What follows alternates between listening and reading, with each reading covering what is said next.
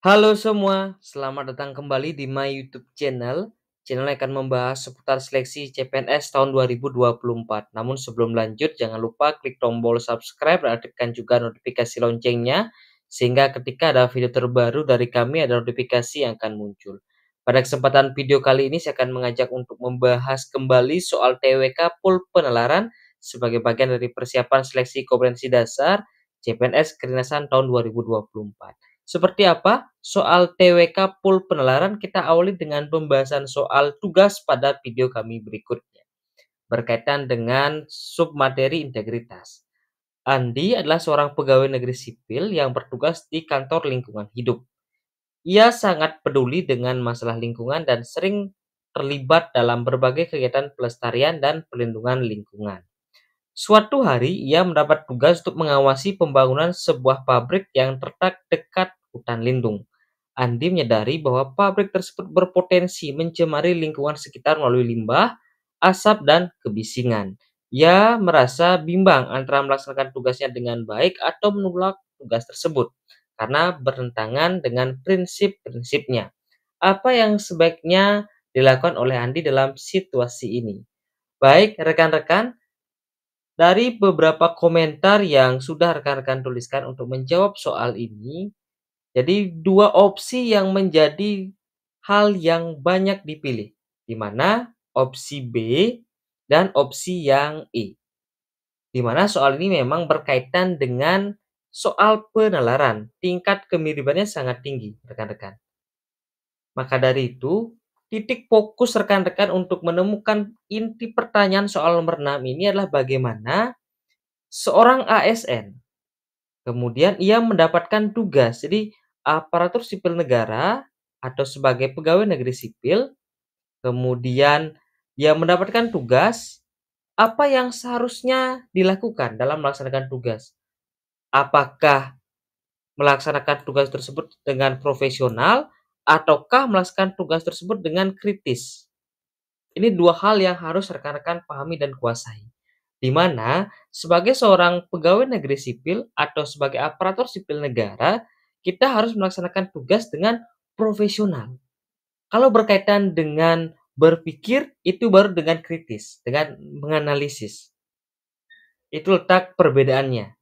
Maka berkaitan dengan apa yang seharusnya dilakukan oleh Andi dalam situasi ini, rekan-rekan, ia harus melaksanakan tugas atau menjalankan tugas tersebut dengan profesional, bukan dengan kritis, dan berusaha mengawasi pabrik tersebut agar tidak melanggar aturan lingkungan yang berlaku.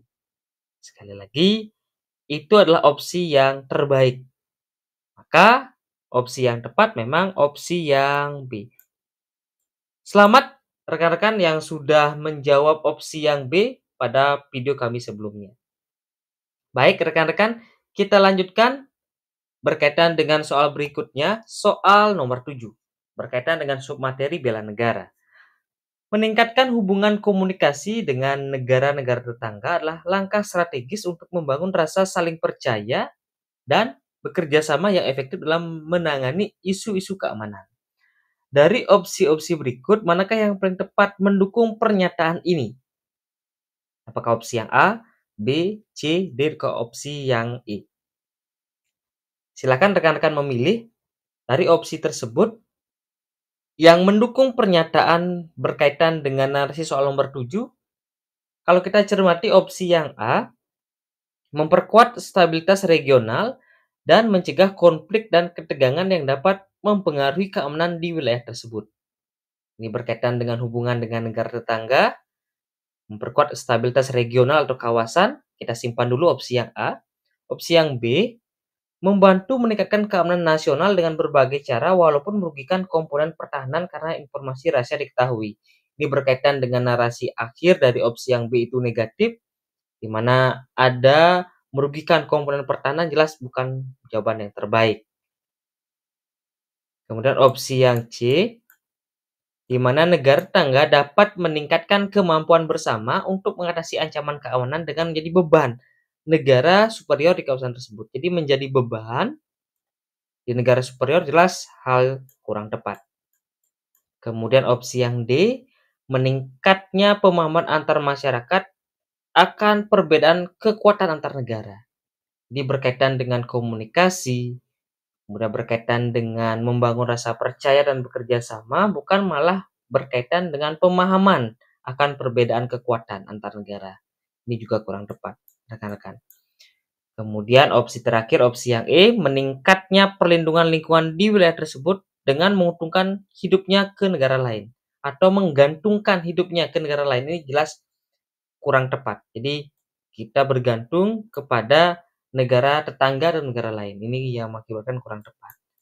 Jadi kalau kita cermati, memperkuat stabilitas nasional dan regional itu dapat mencegah konflik ya rekan-rekan, merupakan hasil langsung dari peningkatan kerjasama dan dialog yang pada gilirannya berkontribusi pada keamanan bersama tanpa merugikan pihak manapun. Maka dari opsi yang ada antara A, B, C, D, dan opsi yang E, rekan-rekan, opsi yang tepat adalah opsi yang A. Memperkuat stabilitas regional dan mencegah konflik dan ketegangan yang dapat mempengaruhi keamanan di wilayah tersebut. Kita lanjutkan soal berikutnya. Soal nomor 8 berkaitan dengan submateri integritas. Budi seorang pelajar, dia memiliki beberapa kebiasaan terpuji. Dia selalu mengembalikan buku perpustakaan tepat waktu, menyelesaikan tugas sekolah sesuai dengan tenggat waktu, dan berpartisipasi aktif dalam berbagai kegiatan sekolah. Berdasarkan narasi tersebut, rekan-rekan, upaya yang dilakukan Budi untuk mengembangkan rasa tanggung jawabnya adalah apakah opsi yang A, B, C, D, atau opsi yang E. Silakan rekan-rekan memilih.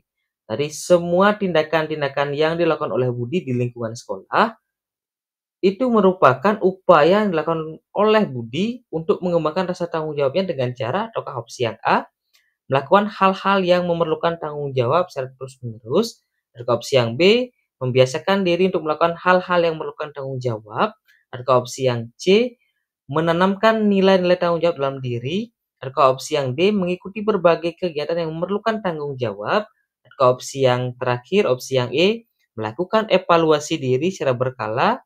Seorang pelayan publik mendapatkan dirinya dalam situasi yang rumit.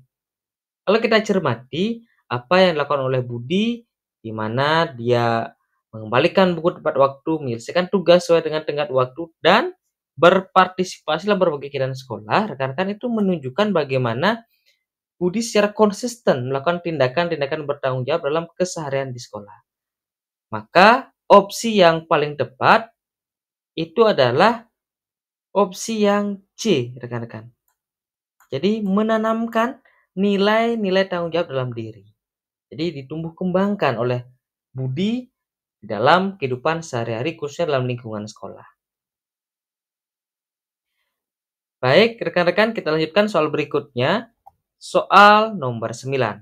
Masih berkaitan dengan materi integritas, korupsi salah satu tindak pidana yang sulit diputus mata rantainya di tanah air. 6 lembaga pun bersinergi dalam pemberantasan tindak pidana korupsi. Sinergitas tersebut dituangkan dalam pelatihan bersama, peningkatan kapasitas penegak hukum dalam penanganan tindak pidana korupsi yang diselenggarakan di Kota Bogor. Kegiatan tersebut diikuti oleh Komisi Pemberantasan Korupsi atau KPK, Polri, Kejaksaan Pusat, Pelaporan dan Analisis Transaksi Keuangan atau PPATK, kemudian Badan Pemeriksa Keuangan atau BPK, serta Badan Pengawasan Keuangan dan Pembangunan BPKP.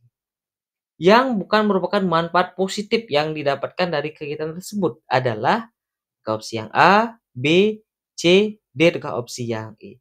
Di mana lembaga negara yang saling bekerja sama atau bersinergi dalam memberantas tindak pidana korupsi di tanah air, rekan-rekan, ada KPK, ada Polri, ada Kejaksaan, ada Pusat Pelaporan Analisis Transaksi Keuangan atau PPATK, kemudian ada juga Badan Pemeriksa Keuangan atau BPK, termasuk ada Badan Pengawasan Keuangan dan Pembangunan BPKP. Tetapi rekan-rekan harus cermati, di dalam narasi soal nomor 9 ada kata bukan. Ini adalah kata pengecoh. Bukan manfaat itu menjadi hal yang negatif. Jadi bukan merupakan manfaat positif, itu kita pilih opsi negatif atau yang tidak termasuk manfaat.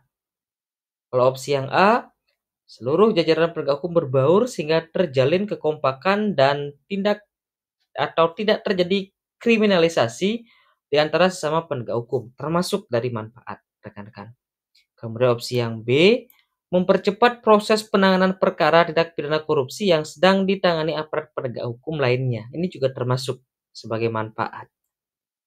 Berikutnya, rekan-rekan, opsi yang C, meningkatkan kapasitas aparat penegak hukum dalam perkara korupsi sejak tingkat penyelidikan, penyidikan, penuntutan hingga eksekusi dalam penyelamatan aset negara. Ini juga termasuk dari manfaat sinergitas lembaga negara. Kemudian opsi yang D, meningkatkan perbedaan persepsi aparat penegak hukum antara kepolisian, kejaksaan, KPK dalam menangani tindak pidana korupsi. Berkaitan dengan opsi yang D, jadi meningkatkan perbedaan persepsi. Perbedaan persepsi artinya perbedaan pemaknaan dari aparat penegak hukum atau pemahaman berkaitan dengan penegakan hukum antara kepolisian, kejaksaan, dan KPK. Ini jelas bukan dampak positif, tapi dampak negatif. Kalau kita cermati opsi terakhir, opsi yang E, memunculkan satu pandangan terkait penanganan hukum sehingga mengurangi resistensi di antara lembaga negara. Ini hal yang positif juga. Maka dari itu, opsi yang D bukan manfaat dari kegiatan tersebut karena meningkatkan perbedaan persepsi rekan-rekan justru akan menghambat sinergitas dan efektivitas pemberantasan tindak pidana korupsi. Sekali lagi, opsi yang tepat adalah opsi yang D. Baik, kita lanjutkan soal berikutnya. Soal nomor 10. Berkaitan dengan submateri pilar negara. Salah satu negara yang menggunakan bentuk negara kesatuan adalah Indonesia, sehingga sering disebut sebagai Negara Kesatuan Republik Indonesia atau NKRI.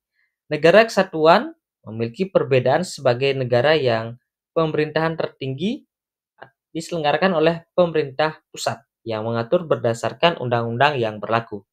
Indonesia merupakan negara kesatuan yang berdaulat dengan memiliki wilayah dari Sabang sampai Merauke yang diproklamasikan pada tanggal 17 Agustus 1945. Kemudian rekan-rekan, inti pertanyaan nomor 10 itu ada di akhir dari paragraf soal, di mana sebagai dasar atau sebagai negara yang besar rekan-rekan dengan berbagai macam perbedaan dalam masyarakat seperti suku, agama, ras, sosial, dan budaya membuat bangsa Indonesia harus menjaga persatuan dan kesatuan bangsa.